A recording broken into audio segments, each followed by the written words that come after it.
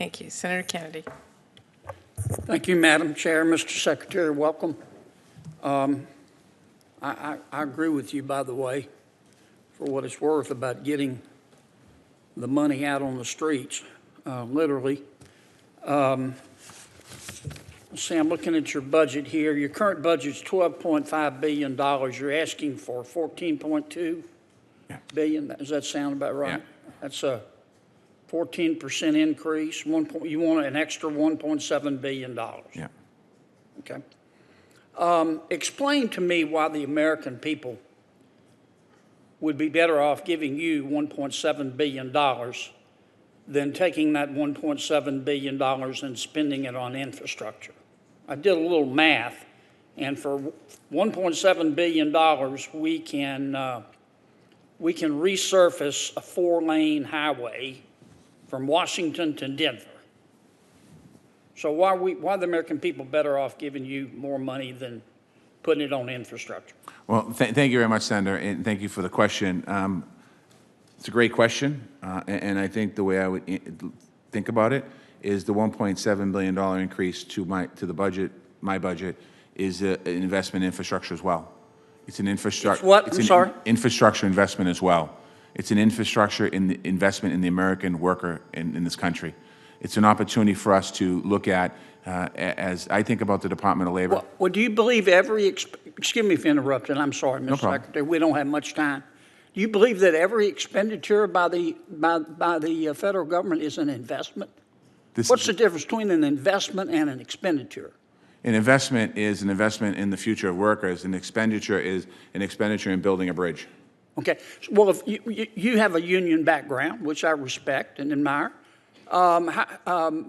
if we took $1.7 billion that you say you need more to run your department, and we spent that on infrastructure, that's going to create a lot of union jobs, isn't it?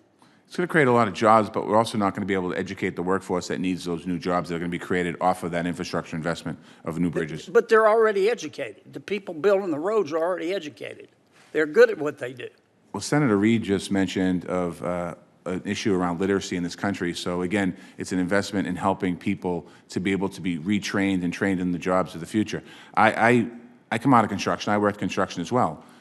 The construction industry that I worked on in the early 90s and late 90s is different than the construction industry of today. Yes, sir. Let me stop you for a second. I don't want to get too far afield here into a history of the construction industry. I used to work construction too.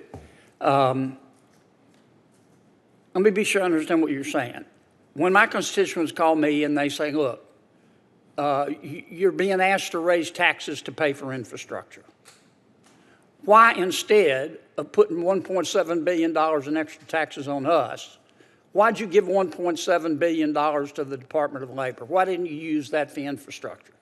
Am I just supposed to say because the Department of Labor says they're going to make an investment? What metrics are you going to use this time next year to be able to prove to this Congress that your investment paid off better than $1.7 billion in infrastructure? Well, before I answer that, let me just quickly go back to the tax question. I think the beauty for your constituents is that the infrastructure bills that's being negotiated right now does not raise taxes on the average American who earns under $400,000. So the average American is not paying for that. That's not true. Okay, well, that's not why I'm here today. We just have to agree to disagree. Let me move on because I've got 1 minute left and I like to stay within my time. Does your agency conduct surveys? As far as employee surveys? Any surveys? We do, yes. Okay. Do you pay people? Pay the people who do the surveys? No, to take the survey. I actually don't know the answer to that. Well, here's what I'm asking. I'm not. I don't know. I don't know the answer to that. I need your help finding something out. One of my constituents got this in the mail. It's a letter. I know it's not under your jurisdiction, from the Census Bureau, and they asked him to fill out a form on children's health. And he opened it up, and look what fell out: a $5 bill. And there's no reference in the letter to the $5 in cash he got from the federal government. What's this all about? I have no idea. Can you help me find out? I will help you find out. I didn't get one of those letters. Well, I filled out my census, my survey, I want $5.